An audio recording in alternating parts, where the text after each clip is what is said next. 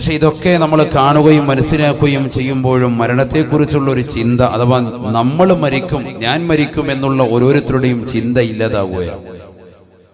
അതെന്തുകൊണ്ടെന്ന് വെച്ചാൽ ഭൗതികമാകുന്ന ജീവിതത്തിന്റെ പിന്നാലെയുള്ള പരക്കുപാച്ചിലാണ്. ആദരവായ പ്രവാചകൻ നബിയുന മുഹമ്മദ് റസൂലുള്ളാഹി സല്ലല്ലാഹു അലൈഹി വസല്ലമ തങ്ങൾ ഒരു ചരിത്രം, സുലൈമാൻ നബി അലൈഹിസ്സലാമിന്റെ കാലഘട്ടത്തിൽ നടന്ന ഒരു ചരിത്രം സഹാബത്തിനോട് പറയുകയാണ്. മഹാനായ സുലൈമാൻ നബി അലൈഹിസ്സലാത്തു വസ്സലാമിന്റെ കാലഘട്ടത്തിൽ അസ്റായിൽ അലൈഹിസ്സലാത്തു വസ്സലാം ഒരു അനുയായിയാകുന്ന വ്യക്തിയുടെ മുന്നിൽ വന്നുകൊണ്ട് അദ്ദേഹത്തിന്റെ ആത്മാവിനെ പിടിക്കുന്നതിന് വേണ്ടി അദ്ദേഹത്തിന്റെ തിരുസവിധത്തിലെത്തിയിട്ട് ഒന്ന് തുറിച്ചു നോക്കിയത്രേ. നല്ലൊരു നോട്ടം. ഈ നോട്ടം കണ്ടപാടെ ആ മനുഷ്യൻ വല്ലാതെ പേടിച്ചിട്ട് ബഹുമാനപ്പെട്ട സുലൈമാൻ നബി അലൈഹി സ്വലാമിന്റെ അടുക്കൽ ഓടി വന്നുകൊണ്ട് പറഞ്ഞു, അല്ലയോ നബിയെ, എന്നെ പിടിക്കാൻ അസ്റായിൽ വരുന്നുണ്ട്, അതുകൊണ്ട് എന്റെ ആത്മാവിനെ ഊരപ്പെടാനാണെന്ന് തോന്നുന്നു, മനസ്സിലാകുന്നു, അതുകൊണ്ട് ഈ നാട്ടിൽ നിന്ന് എന്നെ എവിടേക്കെങ്കിലും ഒന്ന് മാറ്റണം. സുലൈമാൻ നബി അലൈഹി സ്വലാം പുഞ്ചിരിച്ചുകൊണ്ട് പറഞ്ഞു, എടാ, എവിടേക്ക് മാറ്റിയാലും അസ്റായിൽ അലൈഹി സ്വലാം വരും, തീർച്ചയാണ്. മരണം പുൽകുക തന്നെ ചെയ്യും. ഐനമാ തകൂനു യുദ്രിക്കുമുൽ മൗതു വലൗ കുന്തും ഫീ ബുറൂജിൻ മുശയ്യദ. അതിശക്തമായ ഇരുമ്പഴിക്കുള്ളിൽ നിങ്ങൾ അധിവസിച്ചിരുന്നാലും മരണം നിങ്ങളെ പുൽകുമെന്ന് വിശുദ്ധ ഖുർആൻ. ബഹുമാനപ്പെട്ട സുലൈമാൻ നബി അലൈഹി സ്വലാത്തു വസ്സലാം പറഞ്ഞു, നീ ഉറപ്പായിട്ടും മരിക്കേണ്ടവനാണ്, ഈ ലോകത്തുനിന്ന് വിട പറയേണ്ടവനാണ്. നിന്നെ ഈ നാട്ടിൽ നിന്ന് എങ്ങോട്ടെങ്കിലും മാറ്റിയിട്ട് എന്താണ് കാര്യം? തീർച്ചയായും മരണം പുൽകുമെന്ന് പറയാ. പക്ഷെ ഈ വ്യക്തി സമ്മതിക്കുന്നില്ല.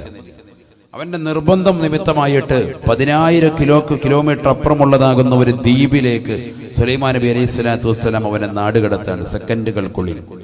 പരിശുദ്ധ ഖുർആൻ തന്നെ പറഞ്ഞില്ലേ, വലി സുലൈമാന റീഹ ആസിഫതൻ തജ്രി ബി അംരിഹി. സുലൈമാൻ നബി അലൈഹി സ്വലാത്തു വസ്സലാമിന് അല്ലാഹു സുബ്ഹാനഹു വ തആല കാറ്റിനെ അധീനപ്പെടുത്തി കൊടുത്തിരുന്നു. അദ്ദേഹത്തിന്റെ ഇഷ്ടപ്രകാരം ആ കാറ്റ് അദ്ദേഹത്തെ വഹിച്ചുകൊണ്ട് എത്രയും പെട്ടെന്ന് എവിടെയാണ് നിയ്യത്ത് വെക്കുന്നത് ആ സ്ഥലത്തേക്ക് എത്തും. കാറ്റ് വന്നിങ്ങനെ നിൽക്കും, ഒരു പരവതാനി പോലെ. അതിന്റെ മുകളിലേക്ക് കാലെടുത്ത് വെച്ച് നിന്നാൽ മതി. എവിടേക്കാണോ പോകേണ്ടത് അത്ര സ്പീഡിൽ അദ്ദേഹത്തെ അവിടെ കൊണ്ടുപോയി എത്തിക്കും. അപ്പം ബഹുമാനപ്പെട്ട സുലൈമാൻ നബി അലൈഹി സ്വലാത്തു വസ്സലാം അദ്ദേഹത്തിന്റെ മുഅ്ജിസത്തിലൂടെ ഈ മനുഷ്യനെ 10,000 കിലോമീറ്റർ അപ്പുറത്തേക്ക് ഒരു ദ്വീപിലേക്ക് നാടുകടത്തി. അല്പനേരം കഴിഞ്ഞപ്പോ സുലൈമാൻ നബി അലൈഹി സ്വലാമിന്റെ സവിധത്തിൽ ഇതാ അസ്റായിൽ അലൈഹി സ്വലാം വരികയാണ്. അസ്റായിൽ അലൈഹി സ്വലാം വന്നപ്പോ സുലൈമാൻ നബി അലൈഹി സ്വലാം ചോദിച്ചു, എടാ, നീ എന്റെ ഒരു അനുയായിയെ തുറിച്ചു നോക്കി എന്ന് കേട്ടല്ലോ. അവനെ പേടിപ്പിച്ചു, അവന്റെ ആത്മാവിനെ വെറുപെടുത്താൻ വേണ്ടി അവനെ പേടിപ്പിച്ചു എന്ന് പറഞ്ഞു. എന്താണ് അങ്ങനെ ചെയ്തത്? അപ്പോൾ അസ്റായിൽ അലൈഹിസ്സലാം പറഞ്ഞു അത്രേ, അവന്റെ ആത്മാവിനെ പിടിച്ചുകൊണ്ടാണ് ഞാൻ ഇപ്പോൾ വരുന്നത്. സയ്യിദുന അസ്റായിൽ അലൈഹിസ്സലാം, അവന്റെ ആത്മാവിനെ പിടിക്കാൻ വേണ്ടി അള്ളാഹു എന്നോട് കൽപ്പിച്ചത് ഇന്നാലിന്ന ദ്വീപിൽ വെച്ച് പിടിക്കാനാണ്. ഇവിടെ നിന്ന് 10,000 കിലോമീറ്റർ ദൂരെയുള്ളതാകുന്ന ഒരു ദ്വീപാണ് ആ ദ്വീപ്. ആ ദ്വീപിൽ വെച്ചിട്ടാണ് അവന്റെ ആത്മാവിനെ പിടിക്കേണ്ടത്. ആ ആത്മാവിനെ അവിടെ വെച്ചാണ് പിടിക്കാൻ അള്ളാഹു എന്നോട് കൽപ്പിച്ചത്. പക്ഷേ ഇവനിതാ ഈ നാട്ടിൽ നിൽക്കുന്നത് കണ്ടപ്പോൾ ഞാൻ അവനൊന്ന് തുറച്ചു നോക്കിയതാണ്. പിന്നെന്താ സംഭവിച്ചതെന്നറിയില്ല. സെക്കൻഡുകൾക്കുള്ളിൽ ഞാൻ നോക്കുമ്പോൾ അവൻ ആ ദ്വീപിലുണ്ട്. ഞാൻ അവന്റെ ആത്മാവിനെ പിടിച്ചുകൊണ്ടാണ് വരുന്നത് എന്ന് അസ്റായിൽ അലൈഹിസ്സലാം. ഇതൊരു ചരിത്രമാണ്. ഇത് നമുക്കൊരു പാഠമാണ്. കേൾക്കുമ്പോൾ ഒരു തമാശ തോന്നുന്നുവെങ്കിലും വലിയ ഒരു പാഠമാണ്. കാരണം എവിടെയായിരുന്നാലും നമ്മുടെ ശരീരത്തിൽ ആത്മാവിന് വേർപെടുത്തപ്പെടും. നമ്മുടെ ഈ നാട്ടിൽ എത്രയോ പ്രവാസികളുണ്ട്. അള്ളാഹു പ്രവാസികൾക്ക് സന്തോഷം നൽകട്ടെ. എത്രയോ പാവപ്പെട്ട സഹോദരിമാരുടെ ഭർത്താക്കന്മാർ പ്രവാസ ജീവിതം നയിക്കാൻ അള്ളാഹു ആഫിയത്തുള്ള ദീർഘായുസ്സ് നസീബാക്കട്ടെ. അവിടെ എല്ലാവരുടെയും നിയ്യത്ത് അള്ളാഹു കബൂലാക്കുമാറാവട്ടെ. എല്ലാ വിഷമങ്ങളും പ്രയാസങ്ങളും അള്ളാഹു മാറ്റിക്കൊടുക്കുമാറാവട്ടെ.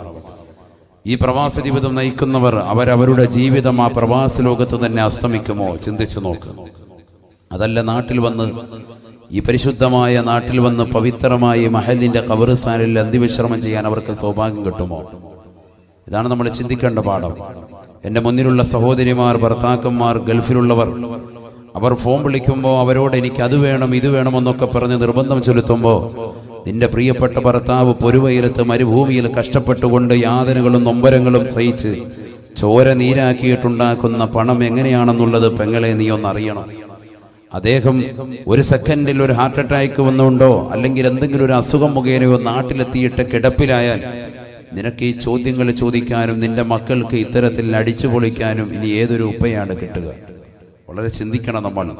മരണം തൊട്ടു മുന്നിലെത്തിയിരിക്കുകയാണ്. പ്രായാധിക്യം ചെന്ന് 60-70 വയസ്സാകുമ്പോഴാണ് എത്രയോ പാവപ്പെട്ട പ്രവാസികൾ നാട്ടിലേക്ക് തിരിച്ചു വരുന്നത്. ഒരു കുപ്പി നിറച്ച് കുറെ ഗുളികകളും പ്രായാധിക്യത്തിൻ്റെതാകുന്ന നരബാധിച്ചതാകുന്ന മുടിയും താടിയുമായിട്ട് പാവപ്പെട്ട പിതാവ് വന്ന് ചാരുകസേരയിൽ വന്ന് വീടിൻ്റെ കോലായ്മ കിടക്കുമ്പോൾ അദ്ദേഹത്തിൻ്റെ ആരോഗ്യത്തെപ്പറ്റി അപ്പോഴാണ് ഭാര്യമാർ, ഉമ്മമാര്, സഹോദരങ്ങൾ ചിന്തിക്കുന്നത്.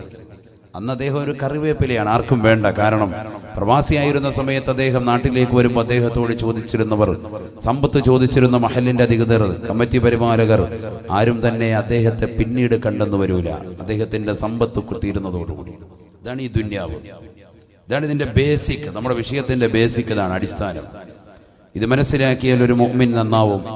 ഇത് മനസ്സിലാക്കിയാൽ ഒരു മുഅ്മിനത്ത് അവരുടെ ജീവിതം സന്തോഷകരമാകും. അള്ളാഹു നമുക്ക് തൗഫീഖ് നൽകട്ടെ. മരണം എന്തായാലും ഉണ്ട്, മരണം സർവർക്കും സുനിശ്ചിതമാണ്. ഹബീബായ റസൂലുള്ളാഹി സ്വല്ലല്ലാഹു അലൈഹി വസല്ലമ തങ്ങൾ തന്റെ പ്രിയപ്പെട്ട അനുയായികളോട് ഓർമ്മപ്പെടുത്തുന്നു, ഈ ലോകത്ത് നിന്ന് വിട പറയുന്നതിന് മുമ്പ് അല്ലാഹു സുബ്ഹാനഹു വ തആല മരിക്കുന്നവന്റെ അടുക്കലേക്ക് അവന്റെ ആത്മാവ് തൊണ്ടക്കുഴിയിലെത്തി നിൽക്കുമ്പോൾ 5 മലക്കുകളെ പറഞ്ഞേക്കുമെന്ന് മുഹമ്മദ് റസൂലുള്ളാഹി. ഉറക്കെ പറയൻ, മുഹമ്മദ് റസൂലുള്ളാഹി സ്വല്ലല്ലാഹു അലൈഹി വസല്ലം.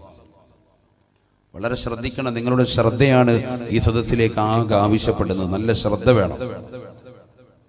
അല്ലാഹു നമ്മുടെ ഈ സദസ്സ് പരിപൂർണമായി കബൂലാക്കുമാറാവട്ടെ. ഖാല റസൂലുള്ളാഹി സ്വല്ലല്ലാഹു അലൈഹി വസല്ലം, ഇദാ കാന ബിനു ആദമ ഫീ സിയാഖിൽ മൗത്ത് ബഅസ അല്ലാഹു ഇലൈഹി ഖംസതൻ മിനൽ മലായിക. ഹബീബായ റസൂലുള്ളാഹി സ്വല്ലല്ലാഹു അലൈഹി വസല്ലമ തങ്ങൾ ഓർമ്മപ്പെടുത്തുകയാണ്, ഈ ദുനിയാവിൽ നിന്ന് വിട പറയുന്നതായ സഹോദരന്റെ അടുക്കലേക്ക്, ആദമ സന്തതികളുടെ അടുക്കലേക്ക് അല്ലാഹു സുബ്ഹാനഹു വ തആല 5 മലക്കുകളെ പറഞ്ഞേക്കുമത്രേ. ബഅസല്ലാഹു ഇലൈഹി ഖംസതൻ മിനൽ മലായിക. മരിക്കാൻ കിടക്കുന്നവന്റെ അടുക്കലേക്ക് അല്ലാഹു സുബ്ഹാനഹു വ തആല 5 മലക്കുകളെ പറഞ്ഞേക്കും. സയ്യിദുനാ റസൂലുള്ളാഹി സ്വല്ലല്ലാഹു അലൈഹി വസല്ലം, ഫയഅതീഹി മലകുൽ അവ്വൽ വറൂഹുഹു ഫിൽ ഹുൽഖൂം. ഹബീബായ റസൂലുള്ളാഹി സ്വല്ലല്ലാഹു അലൈഹി വസല്ലമ തങ്ങൾ ഓർമ്മപ്പെടുത്തുകയാണ്, ഈ ദുനിയാവിൽ നിന്ന് വിട പറയാൻ വേണ്ടി നിൽക്കുന്നതായ മനുഷ്യന്റെ അടുക്കലേക്ക് അല്ലാഹു സുബ്ഹാനഹു വ തആല 5 മലക്കുകളെ പറഞ്ഞേക്കുമത്രേ. അതിലൊന്നാമത്തെ മലക്ക് അവന്റെ കാതിന്റെ തീരത്തേക്ക് നിൽക്കുകയാണ്, അവന്റെ ചെവിയുടെ ഭാഗത്തേക്ക് നിൽക്കുകയാണ്. അവനോട് ചോദിക്കുകയാ, വറൂഹുഹു ഫിൽ ഹുൽഖൂം. അവന്റെ ആത്മാവ് തൊണ്ടക്കുഴിയിലാണ്, അവസാന ശ്വാസമാണ്, അവസാന ശ്വാസമാണ്. ഈ ലോകത്ത് നിന്ന് വിട പറയാൻ പോയാണ്. ഇനി ഏതാനും സെക്കൻഡുകൾ മാത്രമാണ്. അവന്റെ വലതുകാലിന്റെ തള്ളവരലിലൂടെ, അവന്റെ തൊടഭാഗത്തിലൂടെ, അവന്റെ ആമാശയത്തിലൂടെ, അവന്റെ കഴുത്തിലേക്ക് ആത്മാവെത്തി നിൽക്കുകയാണ്, എത്തി നിൽക്കുകയാണ്. അവസാനത്തെ സമയമാണ്, അവസാനത്തെ ഡേറ്റാണ്. ഇനി ഒരു സെക്കൻഡ് പോലും പിന്തിക്കുകയില്ല. ആ സമയത്തതാ ഒന്നാമത്തെ മലക്കവനോട് ചോദിക്കുകയാണ്, യബ്ന ആദം ഐന ബദനുകൽ ഖവീ വമാ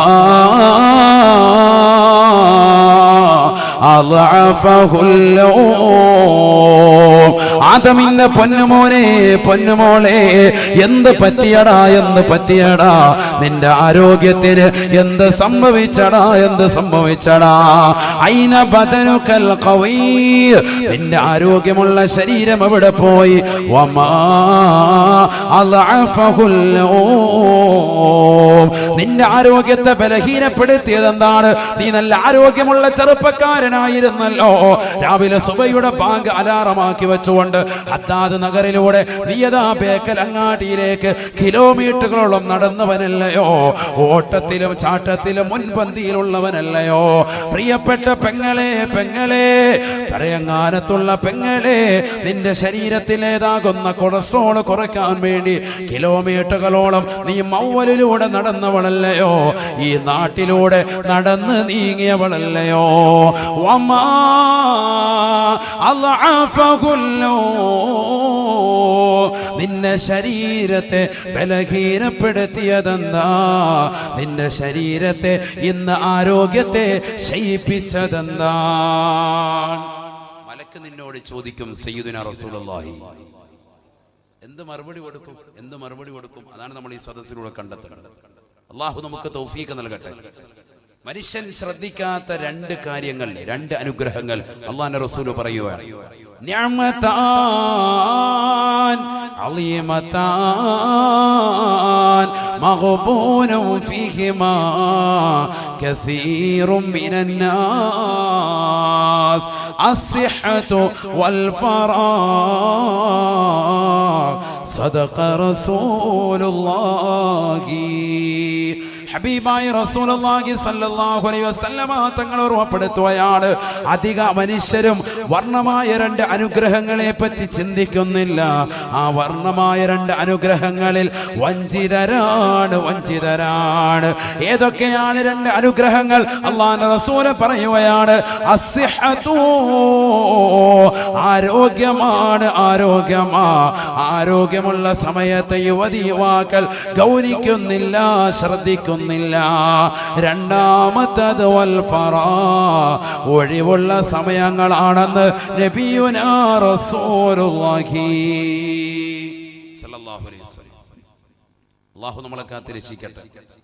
രണ്ട് കാര്യങ്ങൾ, ഒന്നവന്റെ ആരോഗ്യം, മറ്റൊന്ന് വൽ ഫറാ, ഒഴിവുള്ള വേളകൾ. സയ്യിദുനാ റസൂലുള്ളാഹി ഈ രണ്ട് കാര്യങ്ങളെയും മനുഷ്യൻ ശ്രദ്ധിക്കാതെ പോകുന്നതാണ്. ശരിയല്ലേ? സത്യത്തിൽ എത്ര ചെറുപ്പക്കാരന്റെ മുന്നിലുണ്ട്, എത്രയോ സഹോദരിമാരുണ്ട് നമസ്കാരം ചിട്ടവെക്കാത്തവർ, ഇബാദത്തുകൾക്ക് കണിശത വെക്കാത്തവർ, പുരുഷന്മാർ ജമാഅത്തിന് ശ്രദ്ധിക്കാത്തവർ, സ്ത്രീകളെ തന്നെ ആദ്യ വഖത്തിനെ ഗൗനിക്കാത്തവർ. നമസ്കാരം എത്രയോ സഹോദരങ്ങൾ നമസ്കാരത്തിന്റെ സമയം വിട്ടിട്ടാണ് ചെയ്യുന്നത്.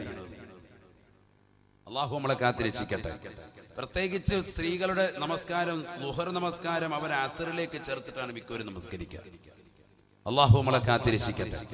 ഒരുപാട് സഹോദരിമാർ ആ വിഷയത്തിൽ വളരെ ശ്രദ്ധ ചെലുത്തുന്നില്ല എന്നുള്ളതാണ്. ഒരുപാട് സഹോദരിമാർ വളരെ ശ്രദ്ധിക്കേണ്ട ഒരു വിഷയമാണ്. നമ്മുടെ ആഖിബത്ത് മോശമായി തീരും.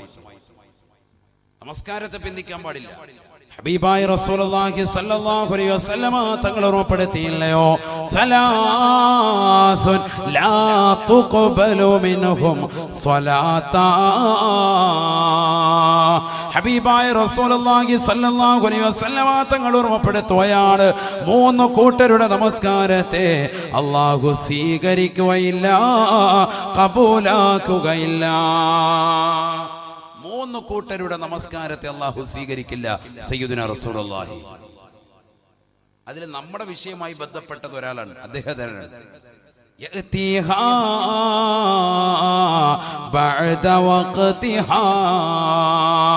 നമസ്കാരത്തെ അതിന്റെ സമയത്തിന് ശേഷം കൊണ്ടുവരുന്നവരുണ്ട്.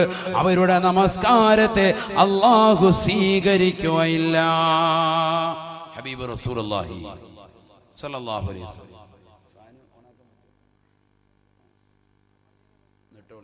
ചൂട് കൂടുതൽ. നമ്മൾ ഈ ലൈറ്റൊക്കെ അടിക്കുമ്പോൾ ഭയങ്കര ചൂടാണ്.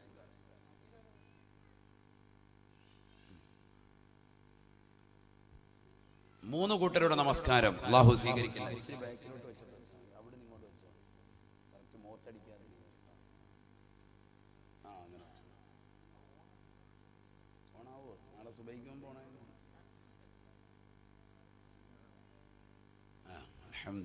ഇവിടെ ശ്രദ്ധിക്കും.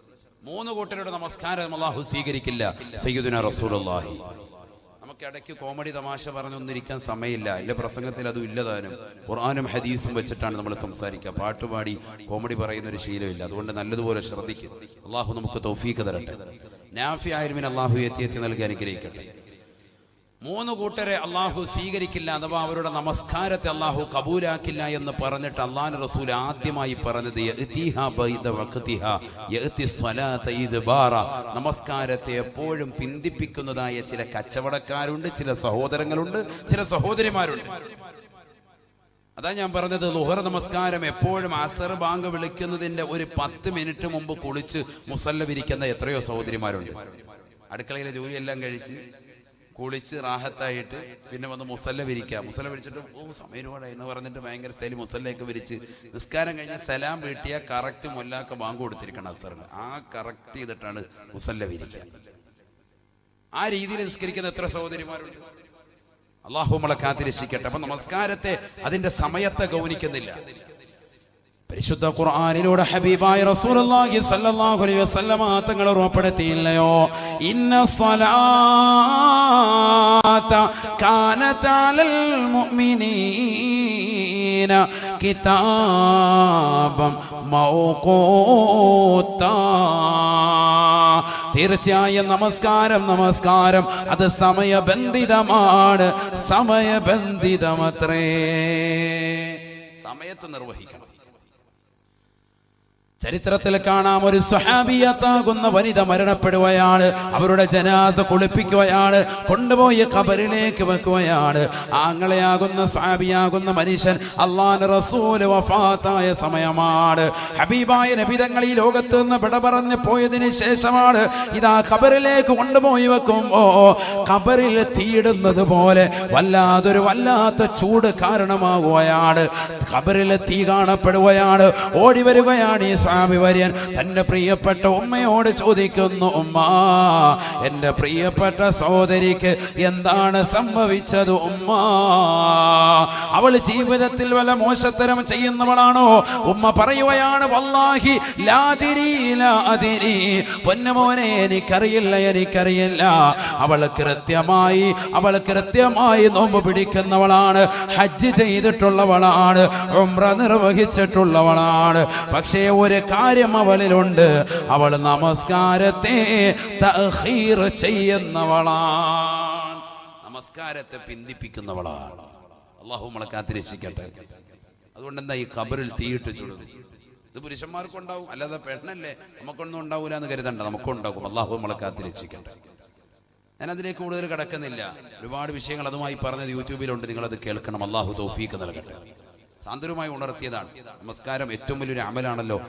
ഇബ്നു മസ്ഊദ് റളിയല്ലാഹു അൻഹു നബിയോട് വന്നിട്ട് ചോദിച്ചു, അയ്യുൽ അഅമാലി അഫ്ളലു യാ റസൂലല്ലാഹ്, ഏറ്റവും ശ്രേഷ്ഠമായ അമൽ ഏതാണ്? ഫഖാല റസൂലുള്ളാഹി സ്വല്ലല്ലാഹു അലൈഹി വസല്ലം, അല്ലാഹുവിന്റെ റസൂൽ പറഞ്ഞു, അസ്സലാത്തു ലിവഖ്തിഹാ. ഇവിടെയാണ് ശ്രദ്ധിക്കേണ്ടത്. അസ്സലാ എന്ന് പറഞ്ഞ് നിർത്തിയില്ല, നമസ്കാരം എന്ന് പറഞ്ഞില്ല. അസ്സലാത്തു ലിവഖ്തിഹാ, നമസ്കാരം അതിന്റെ സമയത്ത് നിർവഹിക്കലാണ് ഏറ്റവും വലിയ ശ്രേഷ്ഠമായ അമൽ. സയ്യിദുനാ റസൂലുള്ളാഹി. അതാണ് നമുക്ക് തെറ്റിയത്. നമ്മൾ അസ്സലാന്ന് മാത്രമേ കേട്ടിട്ടുള്ളൂ. എന്ത് കേട്ടില്ല? ലി വഖത്തിഹ എന്നുള്ളതാവുന്ന ഇത് കേട്ടില്ല. അവിടെ നമുക്ക് പറ്റിയത് നമസ്കാരം അതിന്റെ സമയത്ത് നിർവഹിക്കുക. അള്ളാഹു നമുക്ക് തൗഫീഖ് നൽകട്ടെ. അള്ളാഹു തൗഫീഖ് നൽകട്ടെ. ഉറക്കാമീൻ പറയും മുഅ്മിനീങ്ങൾ, അള്ളാഹു തൗഫീഖ് തരട്ടെ. വളരെ ശ്രദ്ധിക്കേണ്ട വിഷയമാണ്. നമ്മുടെ ആഖിബത്ത് മോശമായി തീരും, അന്ത്യം മോശമായി തീരും.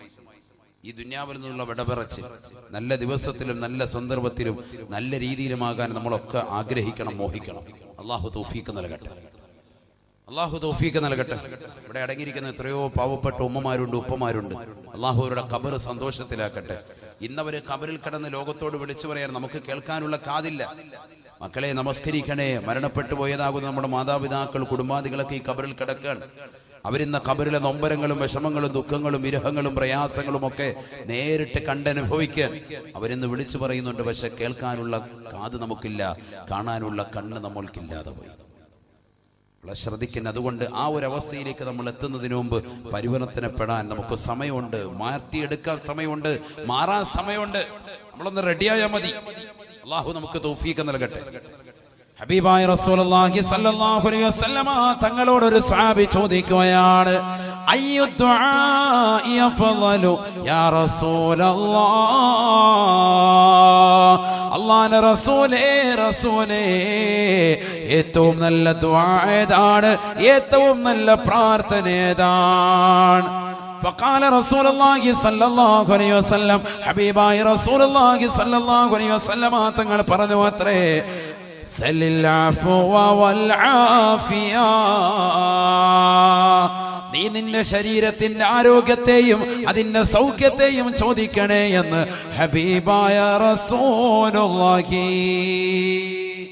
പ്രവാസികളാകുന്ന സഹോദരങ്ങൾ ഈ വിനീതന്റെ ശബ്ദം ശ്രമിക്കുന്നുണ്ടെങ്കിൽ ശ്രദ്ധിക്കണേ, ഗൗനിക്കണേ. കാരണം നിങ്ങൾ സ്വന്തം ശരീരം പോലും ശ്രദ്ധിക്കാതെ പൊരുവയലത്തെ കഷ്ടപ്പെടുന്നത് കുടുംബത്തിന് വേണ്ടിയാണ്, ഭാര്യയ്ക്ക് വേണ്ടിയാണ്, മക്കൾക്ക് വേണ്ടിയാണ്, കുടുംബത്തിന് വേണ്ടിയാ. അവസാനം നാട്ടിലേക്ക് വരുമ്പോൾ ഇതാ പാത്രം നിറച്ചു ഗുളികയാണ്. പല അസുഖങ്ങളും പേറിയിട്ട് നാട്ടിലേക്ക് നിങ്ങൾ വരുമ്പോ നിങ്ങളെ ആർക്കും ആവശ്യമില്ല. അല്ലാഹുവേ, നീ ചോദിക്കണമെന്ന് ഹബീബായ നബി തങ്ങൾ പഠിപ്പിക്കുകയാണ്. സല്ലിൽ അഫ്വ വൽ ആഫിയ, നീ ചോദിക്കേണ്ടത് ശരീരത്തിന്റെ സൗഖ്യമാണ്, ആരോഗ്യമാണ്. എപ്പോഴും ചോദിക്കണം. അല്ലാഹു തൗഫീഖ് നൽകട്ടെ. അതല്ലേ ഉസ്താദുമാര് നിസ്കാരത്തിന് ശേഷം ദുആ രക്കുന്നത്. അരി ഛർദിക്ക് ഞൊട്ട ഇട്ടുകൊണ്ടിരിക്കുക, അല്ലെങ്കിൽ എന്തെങ്കിലും അലുവ എടുത്തോണ്ടിരിക്കും. ഇതാ പരിപാടി. അല്ലാഹു നമ്മളെ കാത്തിരക്ഷിക്കട്ടെ. കാര്യത്തിന് ശേഷം ദ്വാരക്ക് മാമി പിടിക്കാൻ നമുക്ക് സമയമില്ല. എന്താ ഇവിടെ ഉസ്താദ് ദ്വാരക്കുന്നത്? അല്ലാഹുമ്മ ഇന്നാ നസ്അലുകൽ അഫ്വ വൽ ആഫിയ ഫിദ്ദീനി വദ്ദുനിയാ വൽ ആഖിറ. അല്ലാഹുവേ, പടച്ച റബ്ബേ, ഈ ദുനിയാവിലും ആഖിറത്തിലും ഞങ്ങൾക്ക് സൗഖ്യം നൽകണേ അല്ലാ. ഞങ്ങളുടെ ആരോഗ്യം നീ മെച്ചപ്പെടുത്തണേ അല്ലാ. ഇല്ലെങ്കിൽ പോയില്ലേ. ഒരാൾ ഈ ദുനിയാവിൽ കുറെ നാള് ജീവിച്ചു, അമലൊന്നുമില്ല, ഫായിദയില്ല. കുറെ നാള് ജീവിക്കുന്നതിലല്ല കാര്യം, ആരോഗ്യത്തോടുകൂടി ജീവിച്ചു, അമൽ ചെയ്തു, അതിലാണ് ഫായിദ. അല്ലാഹു നമുക്ക് തൗഫീഖ് നൽകട്ടെ. جاء رجل الى النبي صلى الله عليه وسلم, ഹബീബായ റസൂലുള്ളാഹി സ്വല്ലല്ലാഹു അലൈഹി വസല്ലമ തങ്ങളുടെ അടുക്കലേക്ക് ഒരു മനുഷ്യൻ വന്നുകൊണ്ട് നബിയോട് ചോദിക്കുകയാണ്, അല്ലാഹുവിന്റെ റസൂലേ, അയ്യുന്നാസി ഖൈറുൻ, ജനങ്ങളിലെ ഏറ്റവും ഉത്തമനാരാണ്? ഫഖാല റസൂലുള്ളാഹി സ്വല്ലല്ലാഹു അലൈഹി വസല്ലം, ഹബീബായ റസൂലുള്ളാഹി സ്വല്ലല്ലാഹു അലൈഹി വസല്ലമ തങ്ങൾ മറുപടി കൊടുക്കുകയാണ്, ഖൈറുൻ മൻ ത്വാല ഉമറുഹു വഹസുന അമലുഹു. ഈ ദുനിയാവിൽ ഒരുപാട് കാലം ജീവിക്കാൻ പടച്ച റബ്ബ് തൗഫീഖ് കൊടുത്ത മനുഷ്യനാണ്. 60-70 വയസ്സ് വരെ ജീവിച്ചതാകുന്ന സഹോദരനാണ്.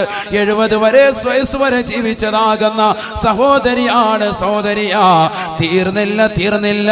വഹസുന അമലുഹു, ഒരുപാട് കാലം ജീവിക്കാൻ തൗഫീഖ് കിട്ടുകയും ആ ജീവിച്ച കാലം അത്രയും നന്മ ചെയ്യാൻ തൗഫീഖ് കിട്ടിയ ആരാണോ അവരാണ് ഏറ്റവും ഉത്തമരെന്ന് ഹബീബായ റസൂലുള്ളാഹി സ്വല്ലല്ലാഹു അലൈഹി വസല്ലം. ഏറ്റവും ഉത്തമൻ അവരാണ്, ഹബീബ് മുഹമ്മദ് റസൂലുള്ളാഹി. ഒരുപാട് കാലം ജീവിച്ചു, ആ ജീവിച്ച കാലം അത്ര എന്ത് ചെയ്തു? നന്മ ചെയ്തു, നമസ്കരിച്ചു, നോമ്പ് പിടിച്ചു, സക്കാത്ത് കൊടുത്തു, പാവങ്ങളെ സഹായിച്ചു, നേർച്ചകൾ നൽകി, വിധവകളെ സഹായിച്ചു, നിരാലംബർക്ക് അവലംബമായി, നിരാശ്രയരാകുന്ന വ്യക്തികൾക്ക് ആശ്രയത്വം കൊടുത്തു. ഇങ്ങനെ ഏതൊക്കെ നന്മകളുണ്ടോ അതെല്ലാം ചെയ്തു അവന്റെ ജീവിതകാലം മൊത്തവും. അങ്ങനത്തെ ഒരുത്തനാണ് ഏറ്റവും ജനങ്ങളിൽ ഖൈറായവനെന്ന് മുഹമ്മദ് റസൂലുള്ളാഹി. ഖൈർ എന്ന പദത്തിന്റെ മുകളിൽ ഒരു അഫ്അൽ തഫ്ളീലിന്റെ വസിനില്ല. ഖൈർ എന്ന് പറഞ്ഞാൽ ഏറ്റവും ടോപ്പ് മോസ്റ്റ് പദവിയാണ്, ഏറ്റവും അത്യുൽകൃഷ്ടൻ അവനാണെന്ന് മുഹമ്മദ് റസൂലുള്ളാഹി.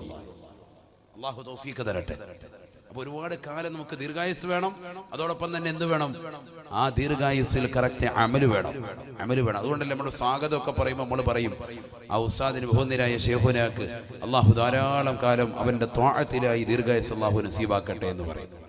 പറഞ്ഞാൽ അള്ളാഹു ഒരു വഴിപ്പെടുന്നതിൽ അള്ളാഹു ദീർഘായുസ് നസീബാക്കട്ടെ. അഥവാ അദ്ദേഹത്തിന്റെ ആരോഗ്യത്തിൽ, അദ്ദേഹത്തിന്റെ ജീവിത കാലഘട്ടത്തിൽ മുഴുവനും അദ്ദേഹത്തിന് അള്ളാഹുവിനെ ആരാധിക്കാൻ അള്ളാഹു തൗഫീഖ് കൊടുക്കട്ടെ. ഇതാണ് നമ്മുടെ ദുആ വേണ്ടത്. നമ്മളിൽ ആരും ഇത് ചെയ്യുന്നില്ല. അവനവന്റെ സ്വന്തം ആരോഗ്യം ആരും ചോദിക്കുന്നില്ല. നമ്മൾ നേരെ ശരണം പ്രാപിക്കുന്നുണ്ട്, ഡോക്ടറെ അടുത്തോട്ട് പോകും.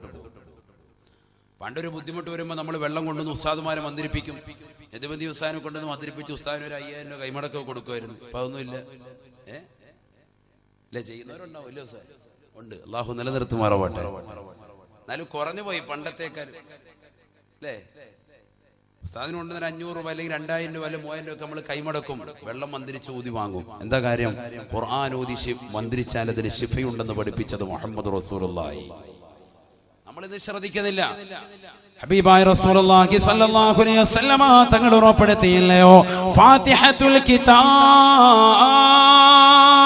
ഫാത്തിഹത്തുൽ കിതാബി ശിഫാഉൻ മിൻ കുല്ലി ദാ. ഫാത്തിഹ സൂറത്ത് എല്ലാ രോഗങ്ങൾക്കും ശമനമാണ്, ശമനമാ.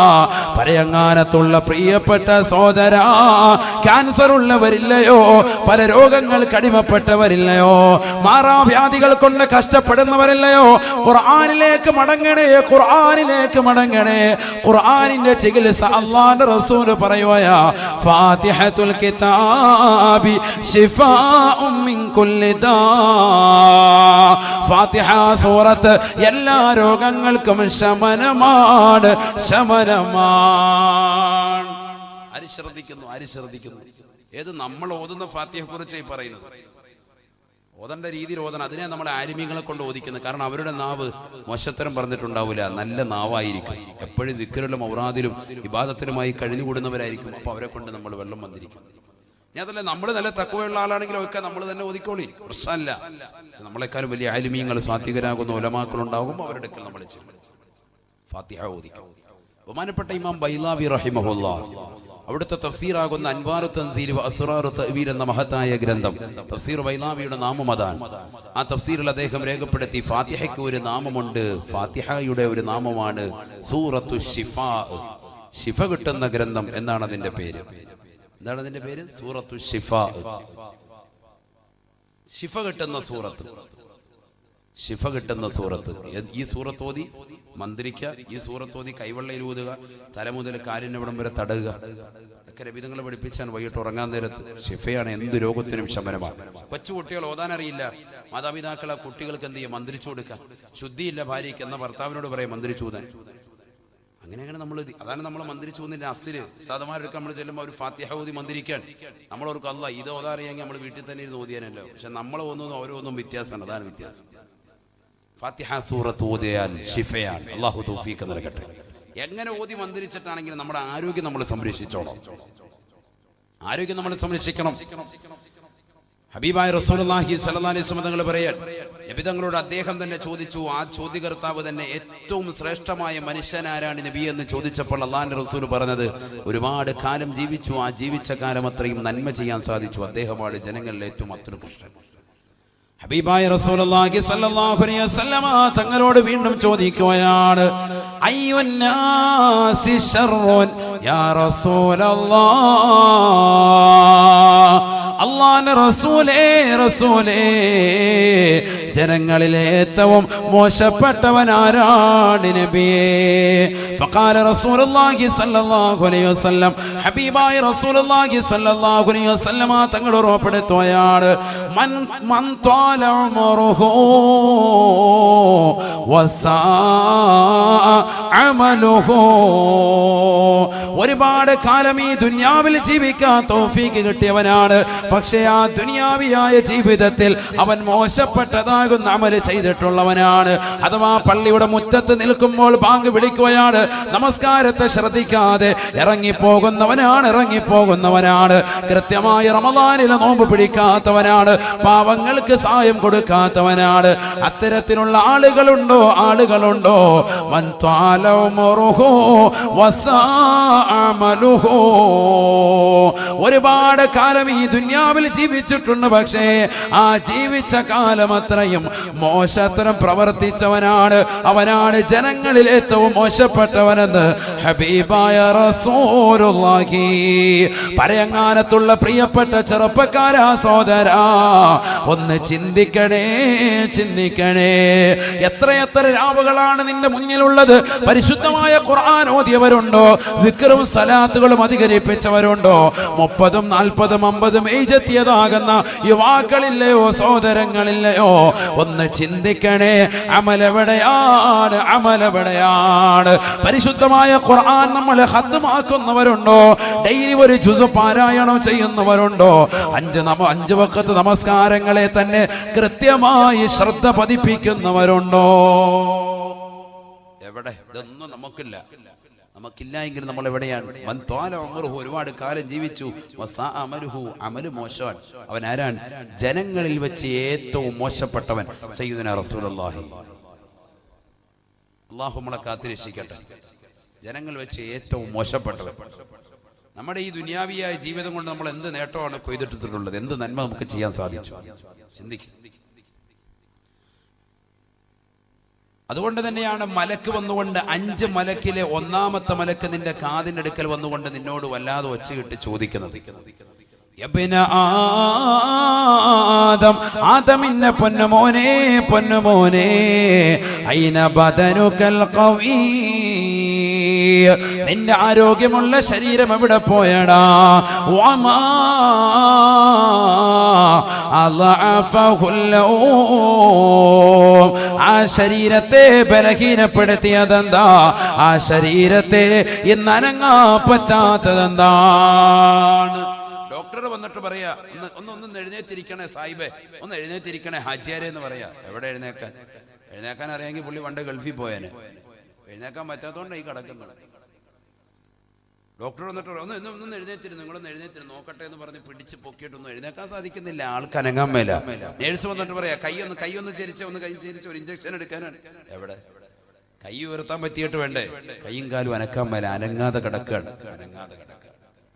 കൊച്ചു കുട്ടി കിടക്കുന്നവർ അങ്ങോട്ടും ഇങ്ങോട്ടും തിരിയും മറിയുന്നല്ലാതെ മരണാസന്നനായ വ്യക്തി വെപ്രാളത്തോടു കൂടി നിലകൊള്ള എന്താ ചെയ്യേണ്ടത്? എന്താണ് അവന്റെ അവസ്ഥ? നീ ദുനിയാവിൽ പന്ത് കളിച്ച് നടന്നവനല്ലേ? ക്രിക്കറ്റ് കളി കണ്ട് നടന്നവനല്ലേ? സിനിമാ പാട്ട് നടന്നവനല്ലേ? മോശപ്പെട്ട സിനിമ കണ്ടുകൊണ്ടും സീരിയൽ കണ്ടുകൊണ്ടും നിന്റെ സമയങ്ങളെ ചെലവഴിച്ചവനല്ലേ? എന്ത് പറ്റി നിനക്ക്?